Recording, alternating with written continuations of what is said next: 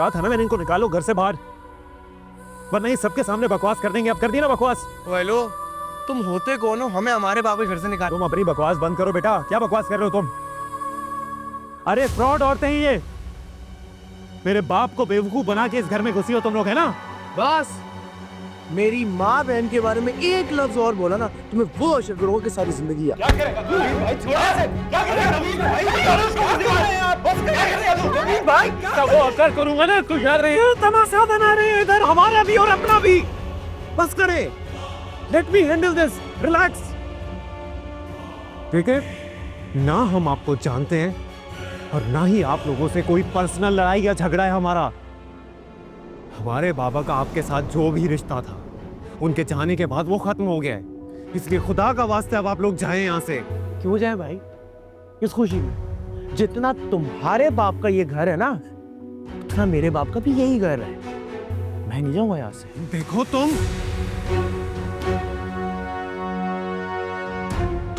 इस वक्त बात को मजीद मत बढ़ाओ। हम लोग वैसे ही बाबा के चले जाने से बहुत ज्यादा दुखी और परेशान है इस वक्त। हाँ, तो क्या हमारा दुख खत्म हो गया है? हम भी उतना ही परेशान है जितने तुम लोग हो। अरे तुम्हें किस बात का दुख बीबी? तुम्हारा क्या ताल्लुक था इस सबसे? ताल्लुक सिर्फ पैदा करने वाले का नहीं होता, पालने वाले से भी एक ताल्लुक होता है। वो मेरे भी बाबा थे। वो तुम्हारे नहीं, सिर्फ मेरे बाबा थे। अनम प्लीज बेटा रहने दो। मामा, इसकी इस बकवास की वजह से ना फहद और उसकी अम्मी को भी सब पता चल गया। वो इतनी गलत बातें कर रही थी कि मैं दोहरा भी नहीं सकती। अस्मा, क्या सच है और क्या झूठ ये तो हमें मालूम नहीं, मगर तुम्हें इस इशू को जल्द से जल्द रिजॉल्व करना होगा।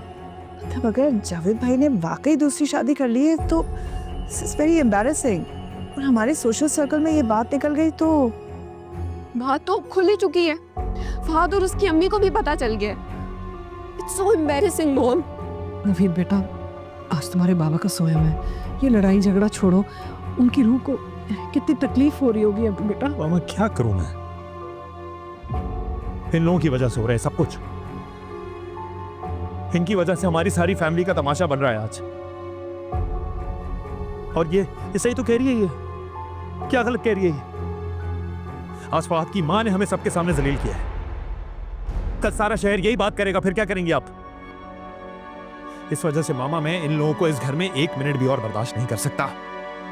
अस्मा जी, आपका और मेरा दुख एक जैसा है, लेकिन शायद मेरा थोड़ा ज्यादा है। उस वक्त उस इंसान ने मेरी इज्जत के खातिर मेरे बुरे वक्त में मुझसे रिश्ता जोड़ा था। मेरे लिए सब कुछ था, मेरा घर था, मेरा साहिबान था, मेरी छत था।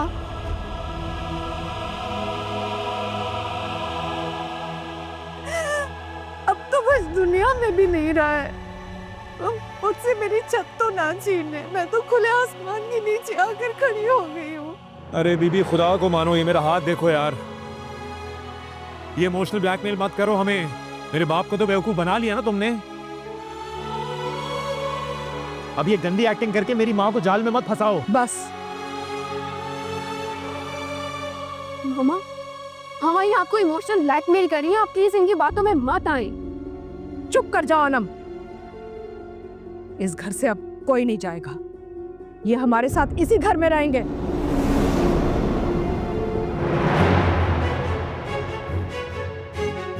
What? No, that's impossible, मामा। ये नहीं हो सकता। No, it is possible. तुम्हारे बाबा की ये आखिरी ख्वाहिश थी और वो अब इस दुनिया में नहीं है। यहाँ होते ना तो मैं लड़ झगड़ के इनको धक्के मार के निकलवा देती इस घर से, लेकिन मैं अपने जावेद की आखिरी ख्वाहिश पूरी करके रहूंगी। ये इसी घर में रहेंगे, कहीं जाएंगे, हमारे साथ रहेंगे और इनको कोई नहीं निकालेगा इस घर से। मामा, मामा बात सुने। आप क्या बात कर रही हैं?